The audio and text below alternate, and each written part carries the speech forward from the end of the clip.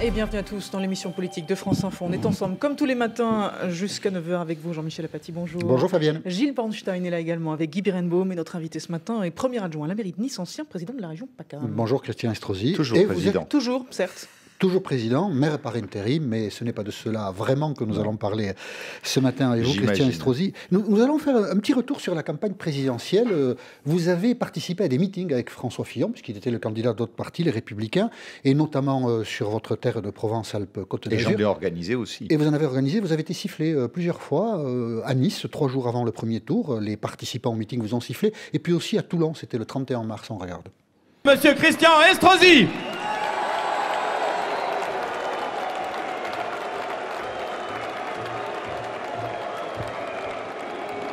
Mes chers amis,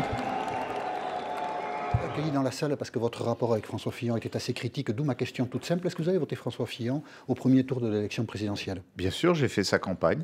Et vous avez voté pour lui? Et même si j'ai eu un certain nombre de désaccords sur le projet, sur la posture, sur l'attitude. D'ailleurs, vous avez relevé dans ce que vous venez de montrer qu'il y avait aussi beaucoup de soutien et d'applaudissements. Pourquoi Mais vous avez voté François Fillon. Pourquoi je vous posais la question? Non, mais je voudrais préciser une chose. Oui, mais rapide alors. Parce que depuis vous avez l'air charmé ou séduit par Emmanuel Macron. Alors je me disais, tiens, peut-être qu'au fond, dès le premier tour, Christian Estrosi, paf, il a glissé un bulletin Macron dans l'urne. Écoutez, d'abord, les urnes, c'est une affaire qui est secrète et qui ne concerne que votre conscience. Maintenant, oui, quand on est un responsable politique, le secret je du n'ai vote, pas fait en mon âme et conscience, moi qui appartiens à une famille politique et qui n'ai jamais été déloyal à son égard, le moindre écart qui puisse m'être reproché. Qu'est-ce qui vous séduit? Avoir dit que j'ai été choqué par le Trocadéro, avoir dit que j'avais été choqué par cette radicalisation de cette campagne, constater que quelques conseils que j'ai pu donner n'aient pas été pris en compte et qu'il manque à l'arrivée 500 000 voix à François Fillon pour être au deuxième tour. Qu'est-ce qui vous séduit ou qui vous charme aujourd'hui chez Macron? Parce qu'on ne va pas refaire la campagne présidentielle. Ce qui m'intéressait, c'était votre rapport à Emmanuel Macron. Qu'est-ce qui vous séduit aujourd'hui chez le nouveau président de la République? Mais ça n'est pas ce qui me séduit, c'est un constat. Il y a le constat de ce que les Français ont fait. Moi, j'écoute les Français, je les regarde. Le devoir d'un homme politique, c'est de faire preuve d'humilité et de savoir tirer des leçons, des conséquences de ce qui s'est passé. J'étais engagé de toutes mes forces pour ma famille politique. J'ai été un acteur des primaires derrière Nicolas Sarkozy. François Fillon l'a emporté. Je considère que ce combat politique était imperdable. Jean-Michel Apathy, imperdable. Qui aurait imaginé que ce ne soit pas un candidat issu de nos rangs qui ne devienne pas président de la République en 2017? Oui, mais personne. Là, Emmanuel Macron a gagné et vous êtes conciliant avec Emmanuel Macron. Mais pourquoi? Je me retrouve au deuxième tour entre deux candidats hors parti, ou en tout cas hors ce qu'on appelle le système. Ok, Madame Le Pen, même si... Pardon, mais s'il y a bien quelqu'un enraciné dans un système, le système lepéniste, depuis 30 ans et depuis le château de Montretout, de père en fils et en fille et en petite fille, c'est bien la famille Le Pen. Et de l'autre côté, Emmanuel Macron. Que vous aviez vu avant le premier tour en tant que président de la région. Mais dans d'autres circonstances, j'ai travaillé avec lui. J'ai été ministre de l'Industrie. Vous avez même dit que vous avez de l'amitié pour lui. Oui, nous avons du respect réciproque. J'en ai avec d'autres personnalités de gauche et de droite. C'est comme ça. Je fais partie de ceux qui, dans leur comportement, tout au long de leur parcours politique, ont toujours eu cette part de respect lorsque des personnes méritent cette estime et ce respect. Bon, lorsque M. Macron est en visite à Marseille... Non, oui, mais aujourd'hui, on va pas, je ne veux pas qu'on refasse l'histoire. Aujourd'hui, vous êtes plutôt conciliant avec Emmanuel Macron. Et vous avez expliqué que c'est parce que les Français ont décidé. Il a été élu président de la République, me semble-t-il. Oui, François Hollande, il a été élu en 2012 aussi, c'est pas pour ça que vous l'avez soutenu. Hein. Je n'avais pas de raison de le soutenir. Au deuxième tour, je vous rappelle que c'était Nicolas Sarkozy face à... D'accord. Vous considérez que j'aurais dû soutenir Madame Le Pen? Non, c'est pas ça que je veux dire. Ce que je veux dire, je vous demande ce que vous trouvez de bien chez Macron, mais voilà, c'est tout. J'ai soutenu quelqu'un qui est aujourd'hui président de la République. Voilà. Et je l'ai soutenu avec conviction, contre un camp politique que je n'ai cessé d'affronter toute ma vie. Alors, quelle attitude adopter aujourd'hui? Et je suis satisfait qu'il ait gagné avec 65% plutôt qu'avec 52%, et que les Français aient choisi de mettre en échec pour une grande majorité d'entre eux, le Front National. Aujourd'hui, c'est une autre page d'histoire qui est en train de s'écrire. Justement, donc sur cette page d'histoire qui est en train de s'écrire, on s'interroge sur l'attitude que doit avoir la droite face au nouveau président de la République, et Alain Juppé a une idée. On écoute Alain Juppé. Les Français n'ont pas envie aujourd'hui qu'on laisse planer l'idée qu'on va s'engager dans une obstruction systématique et dans une opposition brutale. Il faut faire réussir la France, il faut faire réussir les réformes qui sont indispensables, et on verra si les conditions sont réunies pour le faire. Est-ce que vous êtes d'accord avec cette formulation? Il faut faire réussir les réformes qui sont indispensables, donc éventuellement aider le président Macron à gouverner la France. Je vous rappelle que c'est exactement la même formulation que j'ai eue le soir du second tour, lorsqu'a été proclamée l'élection d'Emmanuel Macron. Jean-Michel Apathy me demande mes sentiments personnels. Je n'ai pas à avoir de sentiments personnels. Un petit peu quand même. J'ai des sentiments pour mon pays. Voilà. Les choses doivent être claires. Je suis engagé pour que la France s'en sorte. Et il y a une réalité, c'est qu'au cours de ces 5 dernières années, sous la présidence de François Hollande, la France a été vers le déclin. La France est aujourd'hui déclassée. La France est aujourd'hui en difficulté profonde. Et les Français sont inquiets. Je ne pense pas que les Français soient séduits, enthousiastes avec la victoire d'Emmanuel Macron. Ils sont inquiets et ils espèrent simplement que la France, pendant les 5 prochaines années, tout comme moi, puisse réussir. Ça veut dire quoi, comment on décode ce qu'a dit Alain Juppé? Exemple, le Code du travail, par exemple. Eh bien, si vous êtes à l'Assemblée, c'est oui ou ce que je vais vous dire.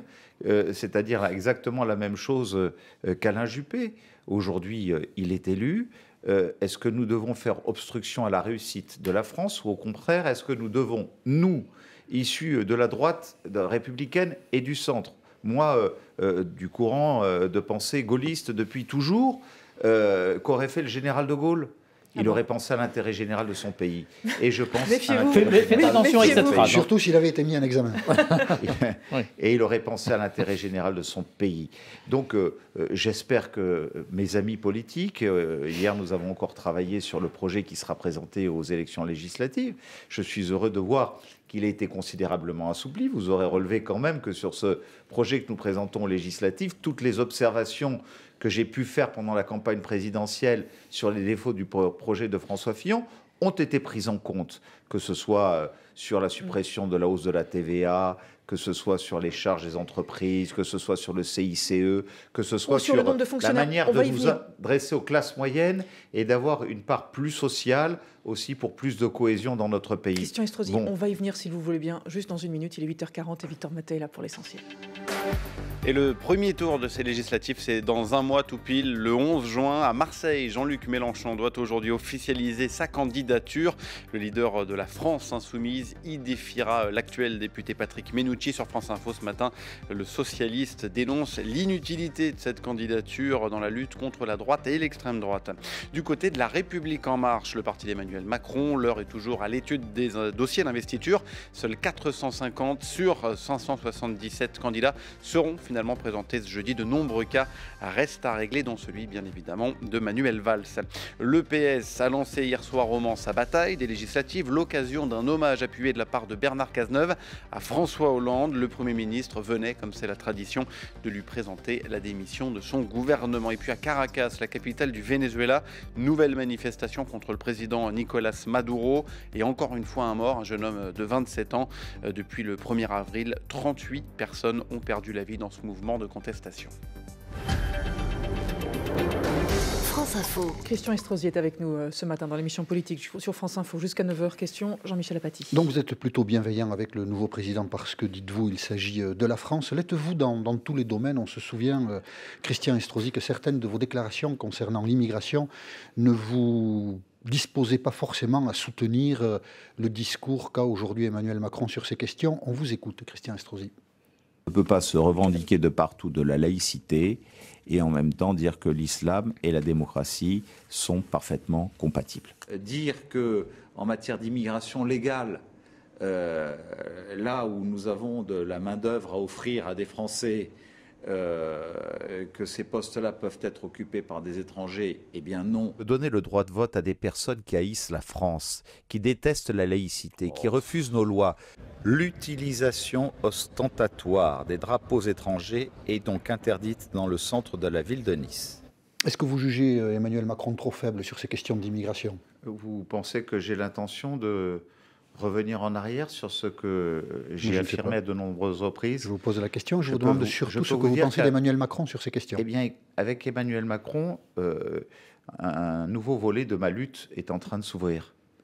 Je vous rappelle que ma ville, et c'est aussi pour ces raisons que j'entends reprendre la place que m'ont confiée les Niçois par les urnes, en redevenant à deux maire de Nice. reprises, en 2008 et en 2014, a souffert du terrorisme et de la barbarie le 14 juillet 2016 de manière épouvantable. 86 morts, sans compter les blessés irréversibles, sans compter les séquelles morales, sans compter mes propres cicatrices intérieures. Vous pensez que je vais épargner M. Cazeneuve de ses mensonges, de ses turpitudes?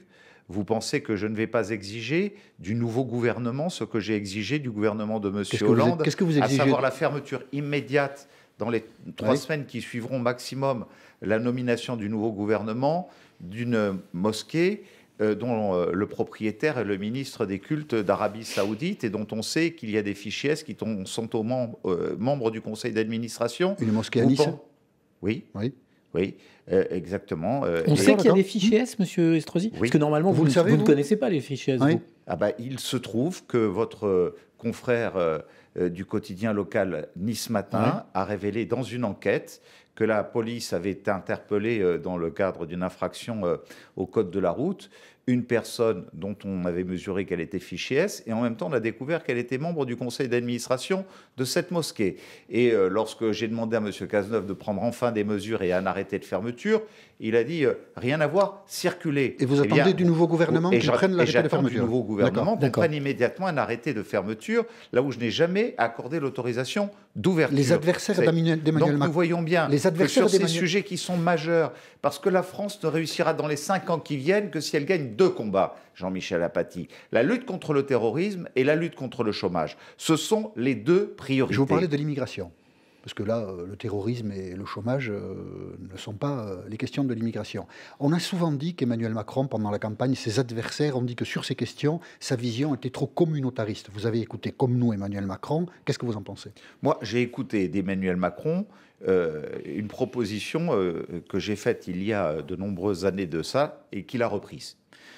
Qui consiste notamment sur les droits d'asile, à n'autoriser aucun étranger à venir dans notre pays s'il n'avait pas obtenu son droit d'asile à partir d'une ambassade ou d'un consulat français à l'extérieur de nos frontières, plutôt que d'avoir à instruire les dossiers ici.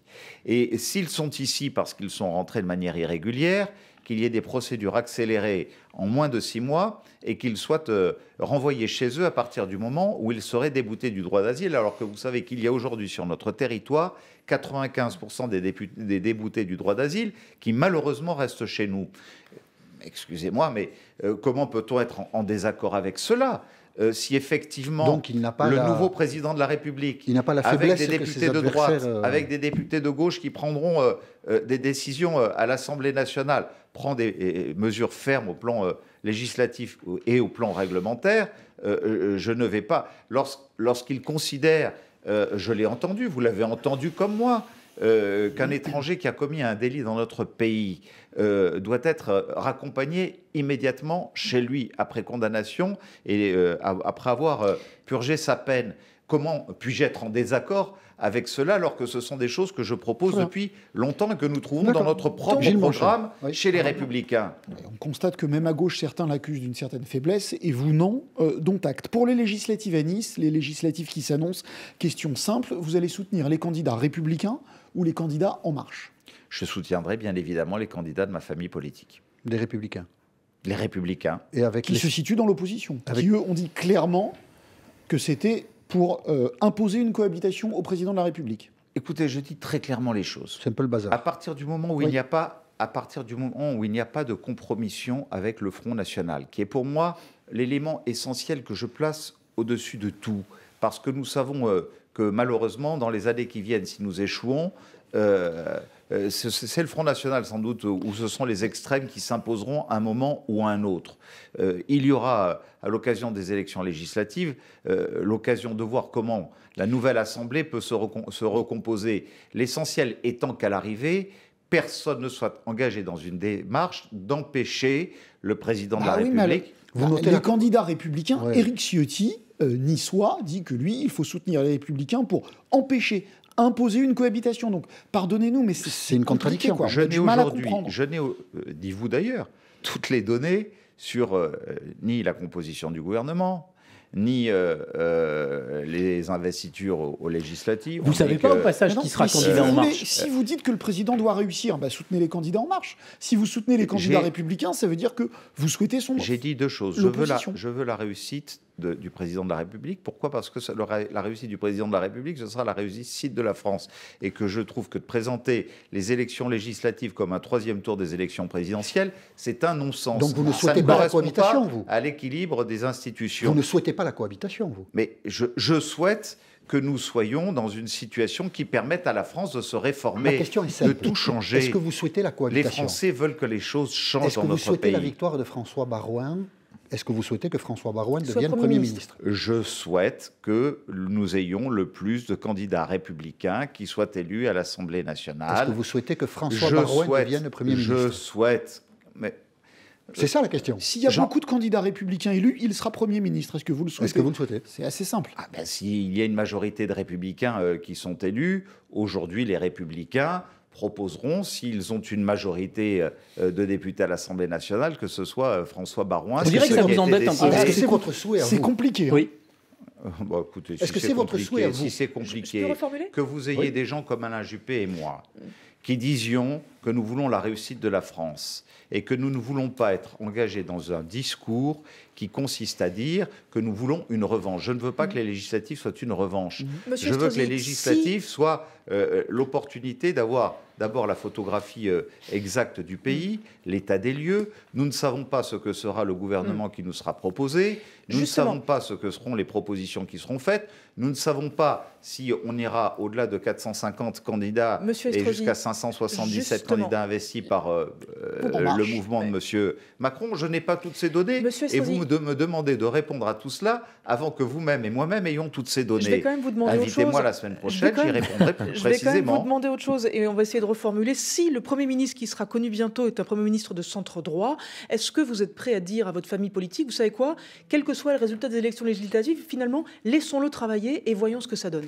Est-ce que vous seriez prêt à dire ça ? Nous avons une discussion aujourd'hui très claire, nous l'avions encore hier en bureau politique et puis dans le comité de campagne, avec, je dirais, deux avis plutôt partagés parmi les nôtres, où nous nous rendons bien compte que les Français, parce que c'est les Français qui comptent, la petite tambouille politicienne, vous savez, c'est un truc qui ne me plaît pas, moi. Je suis un esprit libre et c'est bien pour cela que j'entends conserver toute ma liberté d'agir et de penser.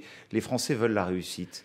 Et si des Français aujourd'hui considèrent, notamment parmi les électeurs de droite, qui a plus de 50%, ont voté pour M. Macron au deuxième tour. C'est un constat que je fais. C'est-à-dire que ceux qui étaient les tenants de « il faut soutenir M. Macron contre Mme Le Pen » ont été majoritaires dans ma famille politique. Ceux qui n'ont pas fait ce choix ont été minoritaires. Vous le savez bien. C'est une réalité, c'est la cartographie. Et les Français qui, dimanche soir, ont vu un nouveau président de la République élu, pour beaucoup d'entre eux, en tout cas pour ceux qui ont voté M. Fillon au premier tour, considèrent que s'il y a un gouvernement de droite aux côtés de M. Macron, il n'y a pas de raison. Merci, M. Estrosi. Excusez-moi, je suis désolée de vous couper un peu brutalement, mais il est 8h52, on aurait dû déjà s'arrêter il y a 2 minutes, juste pour 1 minute de titre. Merci. Le Rhône, l'Isère, la Savoie, la Haute-Savoie et l'Ain, ces 5 départements sont placés en vigilance orange aux orages par Météo France. Attention également aux rafales, parfois plus de 100 km/h et même de la grêle très localement. Dans quel sens va tourner le vent chez La République En Marche ? Le parti d'Emmanuel Macron étudie encore de nombreux cas pour les législatives, dont celui de Manuel Valls. Résultat, cet après-midi, seuls 450 candidats sur les 577 seront officiellement présentés. À Marseille, de l'électricité dans l'air Jean-Luc Mélenchon doit officialiser dans la journée sa candidature pour les législatives. Le leader de la France Insoumise, en tête dans la ville au premier tour de la présidentielle, y défiera l'actuel député Patrick Mennucci. Sur France Info, le socialiste s'interroge ce matin sur ce choix. C'est, dit-il, la circonscription la moins FN de toute la région PACA. Et puis en football, quelques nuages avant l'éclaircie. Le Real Madrid, battu 2-1 par l'Atlético hier soir, se qualifie tout de même pour la finale de la Ligue des Champions. Il avait gagné 3-0 au match aller. Et Christian Estrosi est avec nous ce matin dans l'émission politique de France Info. Jean-Michel Apathy. Une élection, c'est un engagement. Vous étiez candidat en décembre 2015 à la présidence de la région Provence-Alpes-Côte d'Azur. Et on avait cru comprendre, en vous écoutant d'ailleurs, que ce mandat, vous le rempliriez jusqu'au bout. Le mandat est de 6 ans, 2015-2021. On avait cru comprendre. On vous écoute, Christian Estrosi. C'est pas avec le bras faible que l'on pourra diriger cette région. Il faut un bras ferme, il faut la volonté de décider, de réformer. Si je suis élu, je me consacrerai bien évidemment à la présidence de cette région. Et non, vous avez quitté la présidence de la région lundi. Donc la parole n'est-elle pas reniée dans votre cas, Christian Estrosi? Je reste président délégué de cette région. Mais vous n'êtes plus le président. C'est vous qui la dirigez. Plus le président. Il se trouve que c'est Renaud Muselier qui en sera le nouveau président. Il se trouve qu'entre cet instant et les mois qui ont suivi, il y a eu une tragédie dans ma ville. Vous savez, je comprends qu'ici, l'attachement à une terre ne soit pas toujours ce qui prédomine. Mais vous avez totalement tort de dire ça, monsieur. Pardon, dans le débat excusez-nous. Mais quand je dis... c'est dans l'environnement médiatico-politique. Non. Si, non. L'attachement à une terre, il est partagé par tout le monde. Je suis né quelque part. J'ai servi cette collectivité, cette ville, cette cité, cette terre entre Méditerranée et Alpes toute ma vie publique. Et même lorsque j'étais dans une autre vie antérieure, dans la compétition sportive et sur tous les circuits de la planète du monde où je faisais sonner la Marseillaise, il y avait le nom de ma ville sur mon casque et sur ma moto. Je l'ai au fond de moi. Le 14 juillet 2016 aura été une plaie béante que je garderai jusqu'à mon dernier souffle de vie. Je voudrais que vous compreniez cela. C'est ça qui justifie le fait que vous abandonniez la présidence de la région? Ça fait un an. Vous savez, je m'étais posé la question dès le lendemain du 14 juillet, dès le 15 juillet. Il se trouve que depuis cette date, premier adjoint au maire de la cité, avec Philippe Pradal, qui pendant un an a assuré un intérim de très grande qualité, j'ai présidé le comité de préparation de la commémoration du 14 juillet 2017. Ça sera la première année. Ce sera un moment très difficile avec les familles, avec un peuple en émoi et en émotion. Et voilà, j'ai estimé que tout cela exigeait de ma part, à un moment où je veux redonner un élan économique, poursuivre les grands chantiers qui ont été les nôtres et qui ont transformé, métamorphosé la cité, que le temps était venu, sans pour autant trahir mes engagements à la région, puisque la loi étant ce qu'elle est, elle me permet, aux côtés de Renaud Muselier, qui va me succéder avec talent, je n'en doute pas un seul instant, de l'accompagner pour continuer à mettre en œuvre le projet sur lequel nous avons été élus à la tête de la région. Chargé de la sécurité. Donc la préoccupation qui est la vôtre, vous auriez pu la remplir dans ce mandat-là. Eh bien, j'ai des... Qu'est-ce que ça apporte que vous deveniez maire? Qu'est-ce que ça change? Qu'est-ce que vous allez faire que vous ne pouviez pas faire en tant que premier adjoint chargé de la sécurité? C'est une décision que j'avais prise, en mon âme et conscience, depuis longtemps. Il se trouve que ces derniers jours, quelques rumeurs ont circulé selon le fait que, face à la séduction que vous rappeliez tout à l'heure, je pourrais être bercé par de douces sirènes pour entrer au gouvernement. C'est faux. Eh bien, c'est des rumeurs, c'est faux. Ça a été, pour moi, au fond, la fenêtre pour pouvoir dire, voyez, tout cela est faux puisque je prends la décision de rester plus que jamais chez moi, dans ma ville, et d'y assumer pleinement toutes les responsabilités, y compris la présidence de sa métropole. Gilles Bornstein. Dernière question. Marion Maréchal Le Pen a quitté la vie politique, démissionné, ne se représentera pas et a quitté ou va quitter le conseil régional. Une réaction? Simplement, les propositions de Madame Le Pen pendant les 18 mois où j'ai présidé la région ne nous laisseront pas un très grand souvenir. ça aurait été une présence d'invective, ça aurait été une présence d'agitation, de provocation, et jamais de propositions constructives. Elle est d'extrême droite. C'est ainsi. Je l'ai battu dans les conditions que vous savez, et qui faisaient poser sur mes épaules une énorme responsabilité aussi dans ce second tour des élections présidentielles. Je n'oublie rien, et je sais être fidèle à mon idéal républicain. Elle s'en va au moment où je quitte la présidence de notre région pour en prendre la présidence déléguée. Les raisons personnelles qu'elle invoque, vous y croyez ? Elle a choisi cette date parce qu'elle estimait qu'au fond, elle n'avait plus aucun rôle à y jouer. Eh bien, c'est peut-être une concordance, une concomitance, mais c'est ainsi. Vous croyez en ces raisons personnelles, les raisons personnelles qu'elle invoque ? Vous pensez que c'est ça la raison pour laquelle elle s'en va ? Lorsque je vois quelques désordres dans les relations familiales ou d'amitié partagées ou non partagées au sein du Front National, je me dis qu'il y a sans doute aussi des luttes internes et intestines qui, sans doute, n'y sont pas pour rien. Merci Christian Estrosi d'avoir accepté l'invitation de France Info. Et merci à tous, on se retrouve demain.